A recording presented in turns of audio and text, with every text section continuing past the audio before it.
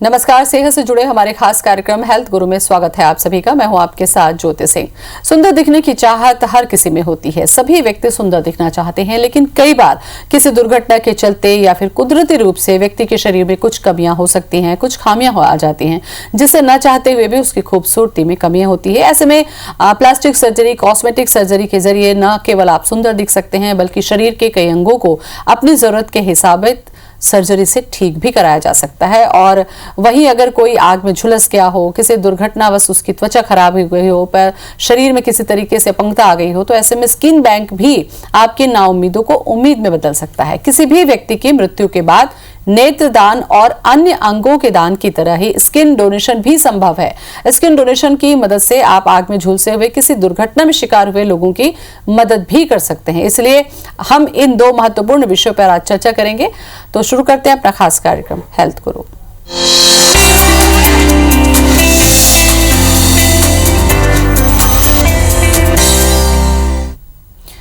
और इस पर चर्चा करने के लिए हमारे साथ जुड़ रहे हैं डॉक्टर सुनील कालरा। डॉक्टर सुनील, बहुत बहुत स्वागत है आपका।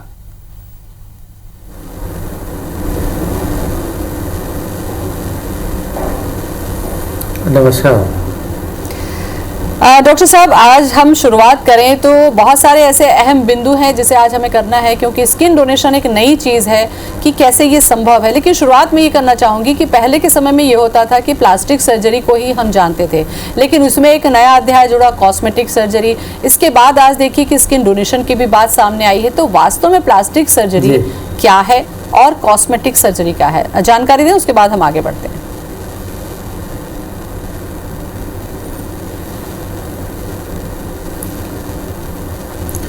देखिए, प्लास्टिक सर्जरी बहुत पुराने ज़माने से चली आ रही है और शरीर के किसी भी अंग को, जैसे कि हम प्लास्टिक को मोल्ड करके हम मग्गा बनाते हैं, बाल्टी बनाते हैं, चम्मच बनाते हैं, कोई भी चीज़ को बना सकते हैं, वैसे ही शरीर के अंगों को मोल्ड करके उसको शेप देना उनकी ज़रूरत के हिसाब से, उसको हम प्लास्टिक सर्जरी कहते हैं। ये एक ग्रीक वर्ड प्लास्टिको से आता है। और कॉस्मेटिक सर्जरी जो है वो प्लास्टिक सर्जरी का ही एक हिस्सा है, जिसमें हम प्लास्टिक सर्जरी ऐसी जिसे हम खाली सुंदरता के लिए की जाती हो। जैसे शरीर की सुंदरता को बढ़ाने के लिए अगर चेहरे को सुंदर बनाना है, नाक को ठीक करना है, ओठों को ठीक करना है, फेस के जो बोन्स है या शेप है उनको ठीक करना है, या बॉडी के शेप को ठीक करना है, हेयर ट्रांसप्लांट करना है, तो ये जो कॉस्मेटिक सर्जरी है जो सुंदरता की है, वो एक प्लास्टिक सर्जरी का ही हिस्सा है, ये अलग से कुछ नहीं है। तो इसको हम कॉस्मेटिक सर्जरी बोलते हैं। उसी प्रकार से प्लास्टिक सर्जरी के और भी कई प्रकार होते हैं, जिसमें कैंसर के बाद अगर हम अंगों को बनाते हैं तो रिकन्स्ट्रक्टिव सर्जरी बोलते हैं, कि कटे हुए अंगों को जोड़ते हैं तो माइक्रो सर्जरी बोलते हैं, चेहरे की हड्डियों को ठीक करना है तो उनको फेशियो मैक्सिलरी सर्जरी बोलते हैं। तो इस प्रकार से उसके बहुत सारे अलग प्रकार भी होते हैं। बिल्कुल। डॉक्टर साहब, प्लास्टिक सर्जरी को लेकर लोगों के मन में कुछ भ्रांतियां भी हैं, यानी कि मिथ भी है। मुझे लगता है इसको दूर हमें करना चाहिए। लोगों को ये लगता है प्लास्टिक सर्जरी, इसका मतलब हमारे चेहरे पर या हमारे शरीर में क्या प्लास्टिक का इस्तेमाल किया जाएगा, या फिर ये जो सर्जरी है वो केवल पैसे वाले लोग ही करा सकते हैं, आम व्यक्ति की पहुंच तक नहीं होता है, या फिर प्लास्टिक सर्जरी केवल चोट लगा है, घाव भर जाएगा, उसके बाद ही ये संभव होता है। तो ऐसे बहुत सारी मिथ भी हैं, मुझे लगता है इसकी जानकारी जरूर दें आप।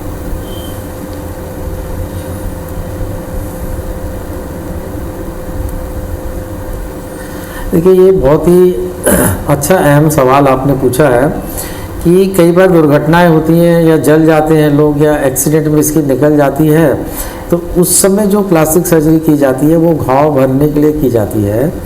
और लोग हर समय यही बोलते हैं कि ये घाव ठीक हो जाएगा डॉक्टर साहब, फिर करा लेंगे। तो यहाँ ये समझना बहुत ज़रूरी है कि अगर हम उस समय उसकी प्लास्टिक सर्जरी जो घाव भरने के लिए ज़रूरी है, जो इन्फेक्शन को रोकने के लिए ज़रूरी है, जो उसकी जान बचाने के लिए ज़रूरी है, वो उस समय की जाती है। और बाद में अगर सूखने के बाद जो कॉस्मेटिक सर्जरी माने जो प्लास्टिक सर्जरी की जाती है वो कॉस्मेटिक सर्जरी के कारण की जाती है ज़्यादातर। उसी प्रकार लोगों को ये लोगों को ये भ्रांतियाँ हैं कि प्लास्टिक सर्जरी जो है ना बहुत महंगी है और बहुत पैसे वाले लोग ही करा सकते हैं। तो ऐसा नहीं है। मैं पिछले 30 सालों से रायपुर में प्लास्टिक सर्जरी का प्रैक्टिस कर रहा हूँ और हमने ये प्लास्टिक सर्जरी को इस तरह से किया है जिससे कि ये middle class, lower middle class तक की पहुंच में आ सके और एक रिजनेबल प्राइस में सबको इसकी सुविधा मिल सके। तो ये हमारा उद्देश्य है और मैं ये बताना भी चाहूँगा कि इस उद्देश्य में मैं सफल भी हुआ हूँ, क्योंकि पिछले 30 सालों में करीब 1.5 लाख से ज़्यादा मैंने प्लास्टिक सर्जरी के ऑपरेशन किए हैं इसमें।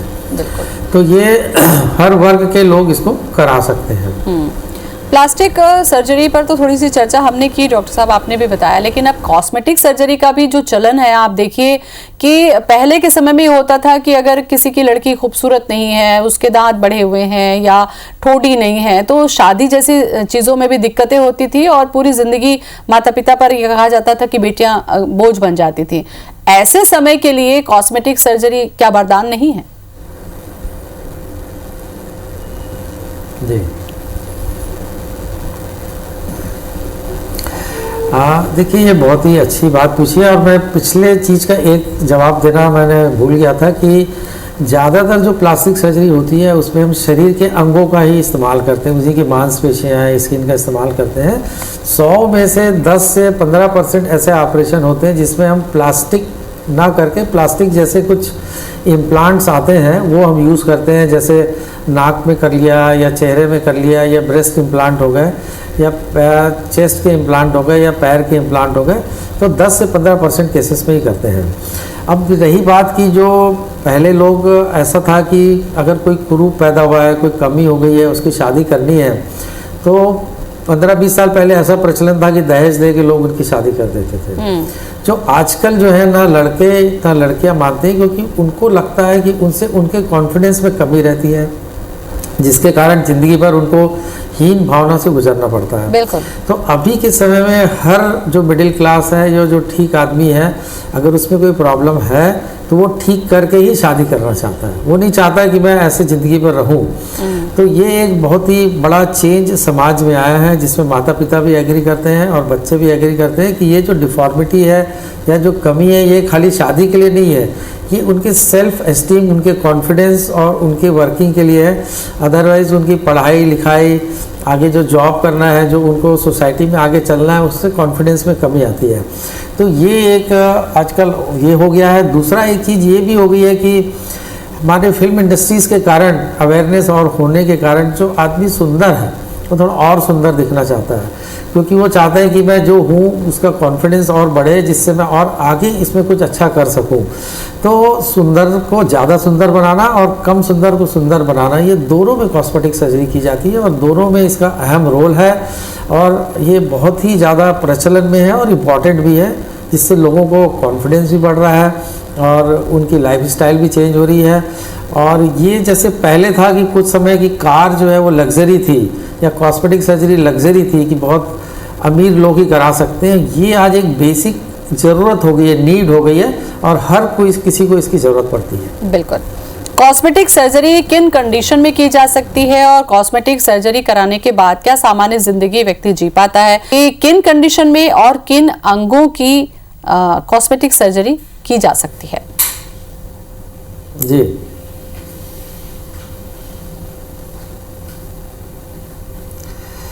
देखिए कंडीशन ऐसी है कि पेशेंट की डिमांड होनी चाहिए कि उसको कॉस्मेटिक सर्जरी या सुंदरता की ज़रूरत है। कई लोगों के चेहरे देखते हैं, हमको लगता है कि इसके चेहरे में काफ़ी कमी है, इसके नाक टेढ़ी है या नाक में कुछ कमी है, ओंठ पतले हैं या मोटे हैं या गाल पिचके हैं या शारीरिक कोई कमजोरी है, तो वो हमारी तरफ से नहीं होगा कि हम किसी को नहीं एडवाइस कर सकते कि आप ये कॉस्मेटिक सर्जरी करा लो, ये करा लो, वो करा लो। कॉस्मेटिक सर्जरी जो है ना एक प्रकार की डिमांड सर्जरी होती है, ये पेशेंट की तरफ से आनी चाहिए। कई बार ये भी होता है कि भाई बच्चा नहीं चाहता है और माँ चाहती है या माँ नहीं चाहती और बच्चा चाहता है, तो इसमें हम जिसकी कॉस्मेटिक सर्जरी करनी है उसकी डिमांड को पूरा करते हैं, क्योंकि वो उसकी तरफ से आनी चाहिए। हाँ, अगर डिमांड में कोई कमी होगी या उसको और इम्प्रूव करना है तो वो हम ज़रूर as a surgeon, cosmetic surgeon उनको सजेस्ट करते हैं। क्योंकि कई बार ऐसा होता है कि लोग अपने चाहते एक्टर एक्ट्रेस के फ़ोटो लेके आ जाते हैं और वो चाहते हैं कि इसके जैसा मेरा चेहरा बना दो, इसके जैसा ओठ बना दो, इसके जैसा नाक बना दो, इसके जैसा डिम्पल बना दो। तो हमको उनको समझाना पड़ता है कि आपके ओवरऑल चेहरे में अगर इसके जैसा सूट करेगा तो हम वैसा बनाएंगे, नहीं तो उससे मिलता जुलता जो आपके चेहरे के लिए ठीक होगा वो करेंगे। तो काउंसलिंग जो है वो कॉस्मेटिक सर्जरी में बहुत इम्पोर्टेंट है। तो एक तो ये डिमांड होनी चाहिए, एक उनको काउंसिल करना चाहिए कि एक उनके एक्सपेक्टेशंस जो है वो एक रियलिस्टिक होने चाहिए।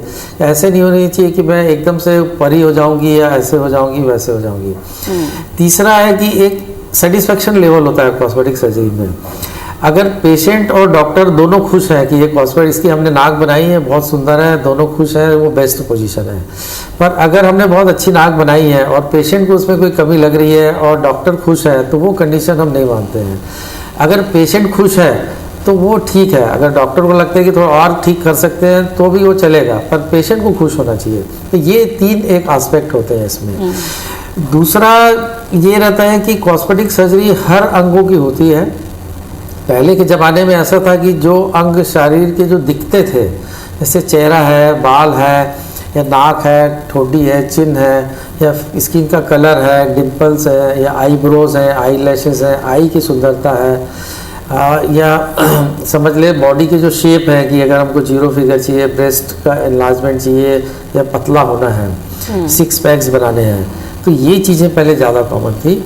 और अभी जो कुछ सालों में हमने ये भी देखा है कि जो हिडन अंग है, जो छुपे हुए अंग है शरीर के, उसकी कॉस्मेटिक सर्जरी भी लोग कराते हैं। इवन सेक्स ऑर्गन की कॉस्मेटिक सर्जरी जो है वो भी काफ़ी प्रचलित है। तो कहने का मतलब ये है कि ये जो कॉस्मेटिक सर्जरी बेसिकली अपने सेल्फ कॉन्फिडेंस के लिए होती है, चाहे वो शरीर के दिखने वाला अंग हो चाहे ना दिखने वाला अंग हो। तो ये दोनों हर प्रकार के अंगों की कॉस्मेटिक सर्जरी कॉमन है और बहुत प्रचलन में है आजकल। बिल्कुल। डॉक्टर साहब, इतनी जो कॉस्मेटिक सर्जरी है, स्वाभाविक है कि इसमें आप लोग उनकी ही स्किन का इस्तेमाल करते हैं, लेकिन कई बार कंडीशन ऐसी है कि उनकी स्किन ही पूरी खराब हो चुकी है। ऐसे में स्किन डोनेशन का जो जिक्र हमने शुरू में किया था वो वास्तव में क्या है, कौन कर सकता है?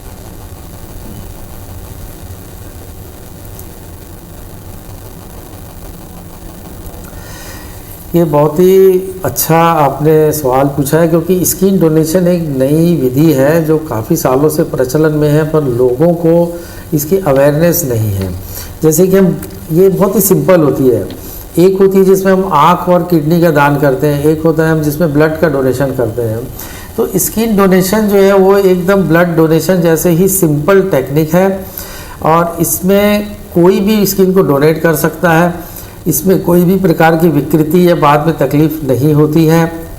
ज़्यादातर हम जिसकी डेथ होती है उसके 6 घंटे के बाद में स्किन को लेते हैं, उनके घर से भी लेके आ सकते हैं, हॉस्पिटल से भी ले सकते हैं।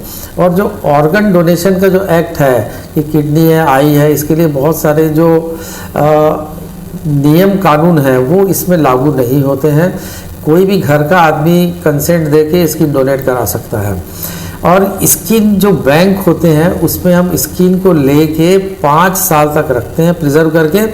और यहाँ मैं ये बताना चाहूँगा कि ये जो स्किन है, ये जो बहुत ज़्यादा जले वाले केसेस होते हैं, जिनकी कंडीशन बहुत क्रिटिकल होती है, उनके बॉडी में स्किन बचती नहीं है जो लगाने के लिए, तो उनकी जान बचाने के लिए की जाती है। ये बेसिकली कॉस्मेटिक सर्जरी में इसका उपयोग नहीं के बराबर है। मेनली ये बर्न केसेस जो बहुत ज़्यादा जल गए हैं, या बच्चे हैं जो बहुत जल गए हैं और उनको स्किन ग्राफ्टिंग की ज़रूरत है जान बचाने के लिए, उनके उपयोग में आती है। तो एक तो स्किन बैंक है, और ये कोई भी आदमी इसको डोनेट कर सकता है। इवन बच्चा है या 15 साल से बड़ा है या 70-80 साल का आदमी भी हो, उसमें खाली हम सिंपल ब्लड टेस्ट करते हैं। ऑफ कोर्स ऐसे पेशेंट जिनको हेपेटाइटिस है या बहुत स्किन का कैंसर्स है या कुछ VDRL या सिफिलिस या हेपेटाइटिस C, इस टाइप की अगर कोई बीमारी होती है तो उसके लिए ज़रूर हम उनसे स्किन डोनेशन नहीं लेते हैं। अदरवाइज़ हर कोई आदमी इसको डोनेट कर सकता है, और सिंपल टेक्निक है, इसकी अवेयरनेस की ज़रूरत बहुत ज़्यादा है इसमें। बिल्कुल। डॉक्टर सुनील, जैसे कि स्किन डोनेट करना और स्किन लेना दोनों ही बहुत बड़ी चुनौती है अभी हमारे पास में, क्योंकि बैंकों की संख्या भी कम है। ऐसे में अगर किसी को डोनेट करना है अपनी स्किन, तो इसके लिए वो क्या कर सकता है, कहाँ संपर्क कर सकता है, और जिसे लेना है वो कहाँ संपर्क कर सकता है? दोनों ही चीज़ें। जी,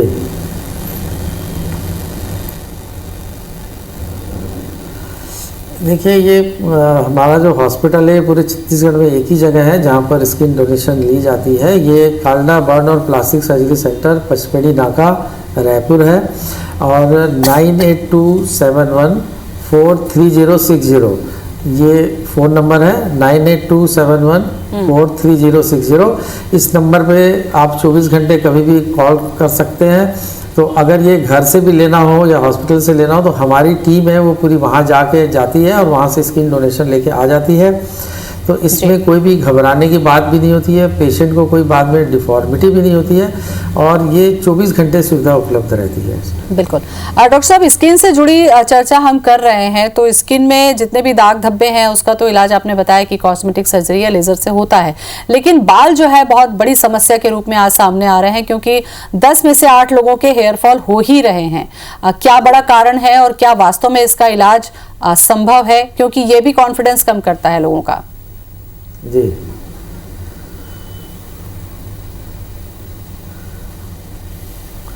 ये बहुत ही आज की डेट में अगर हम कॉस्मेटिक सर्जरी देखें तो बालों की जो ट्रांसप्लांट है और जो बालों का जो ट्रीटमेंट है ये नंबर 1 पे है कॉस्मेटिक सर्जरी में। तो ये बहुत बड़ी समस्या है। ये एक हेरिडिटरी समस्या भी होती है और दूसरा लाइफस्टाइल के कारण भी होती है कि कितना हम स्ट्रेस लेते हैं, कैसे खान पान रहता है हमारा, कैसे हम बहुत ज़्यादा स्मोकिंग है, ड्रिंकिंग है, तो ये सब चीज़ें इसमें इफ़ेक्ट करती है। तो ये इसका बहुत ही अच्छा ट्रीटमेंट उपलब्ध है। अगर बाल शुरू में झड़ रहे हैं या बाल पतले हो गए हैं तो इनको कुछ लगाने की दवाइयाँ हैं, खाने का ट्रीटमेंट है और एक PRP इंजेक्शन का ट्रीटमेंट होता है जिसमें हम पेशेंट से ही ब्लड लेके उसके प्लाज्मा से हम PRP प्लेटलेट रिच प्लाज्मा बनाते हैं और उसको सिर पे बाल जहाँ पतले हो गए उस पर लगाते हैं। महीने में एक बार एक इंजेक्शन लगाया जाता है, ऐसे 3 से 6 इंजेक्शन देते हैं और बाद में थोड़ा मेंटेनेंस थेरेपी लगती है और साथ में कुछ टैबलेट खाने को देते हैं और कुछ लोशन से लगाने का।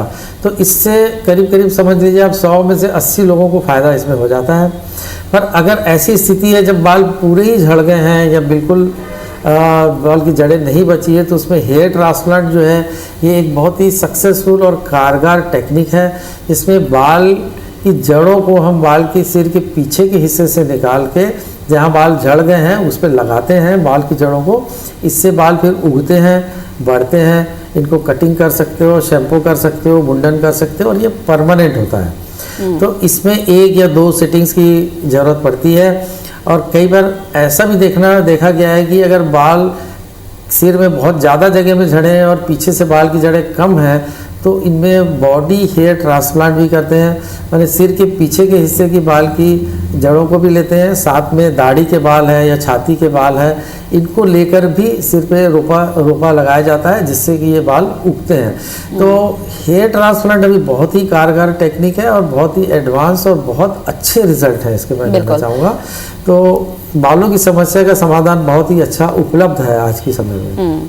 डॉक्टर साहब, हेयर प्लांट को लेकर भी प्लांटेशन को लेकर भी थोड़ा सा मिथ है लोगों के कि काफ़ी पेनफुल होता है, ब्लीडिंग होती है या इससे दिमाग पर कोई असर पड़ सकता है क्योंकि सीधे जो रोपा है वो आपके सिर के ऊपर लग रहा है। तो ऐसी बहुत सारी जो मिथ है वो भी सुनने को मिलती है, इसके बारे में क्या कहेंगे आप?